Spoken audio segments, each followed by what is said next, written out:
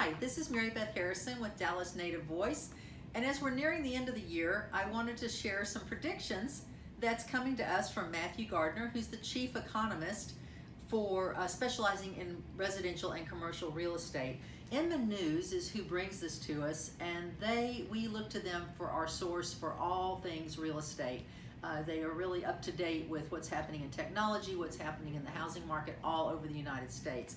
So here is Matthew's 6 predictions for 2018. I usually don't read to you all, but I want to share this information. Millennial home buyers. To date, first-time home buyers have made up 34% of all home purchases in 2017. For the coming year, he believes that the number of millennial buyers will expand further and be one of the biggest influences in the United States housing market. Those first-time home buyers really are the main source of our business. What I find is interesting is the housing prices are going up faster than millennials' ability to pay for it. So we hope that home prices will level a little bit as the millennials' income goes up, and those two things will all come together and make home buying a little bit easier for them. Existing home sales.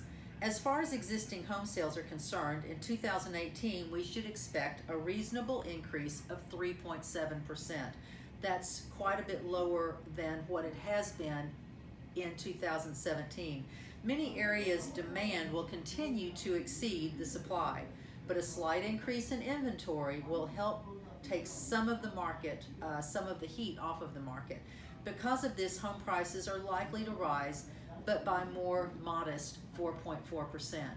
We saw home prices go up a lot in 2017, and while some people have thought this was a bubble, I don't really think that it was so much a bubble as a final correction of the drop that happened several years ago.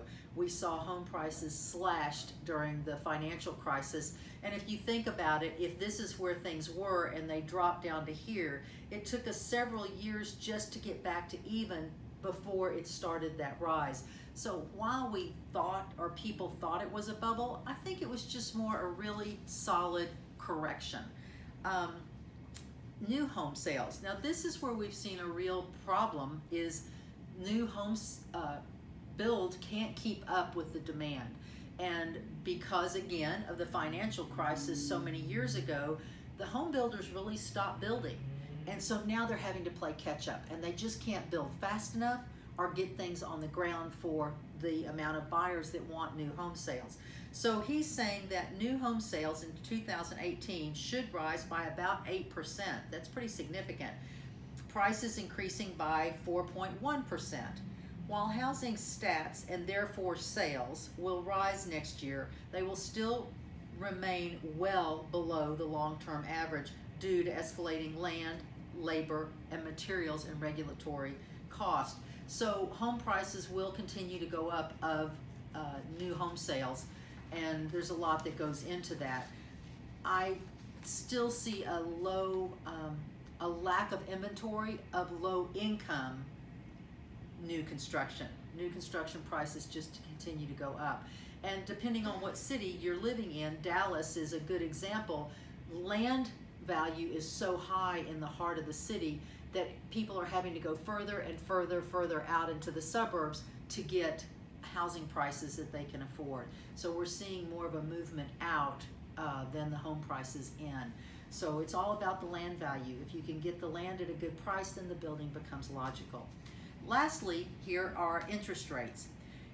As it stands right now, his forecast is for interest rates to rise modestly to an average of about 4.4%, which is still so low. That's a great interest rate for a 30-year fixed mortgage, remarkably lower when compared with historic averages. So I know that some people get kind of hysterical over a quarter or a half of a percent of a rate increase, but really anything under a 6 to 8% interest rate is really a great interest rate. So don't let that stop you or push you out of the housing market. And last, the housing bubble. I continue to be concerned about housing affordability. We all do. There's not enough lower priced homes. Home prices have been rising across much of the country at unsustainable rates. And although I still contend that we are not in a bubble territory, Matthew says, it does represent a substantial impediment to long-term health in the housing market. But if home price growth begins to taper, as I predict it will in 2018, Matthew continues, that should provide some relief in many markets where was concerned about the housing bubble. In summary, he says, along with slowing home price growth, there should be a modest improvement in the number of home sales in 2018, and the total home sales will be higher than they were in 2017. We found in 2000, especially in the Dallas area, in 2017, there was so little inventory, too many buyers, and there were just so many buyers for one listing. We hope that that will start to taper itself out as the 2018 comes in, and we'll have more houses to sell these buyers who are ready to get into homes.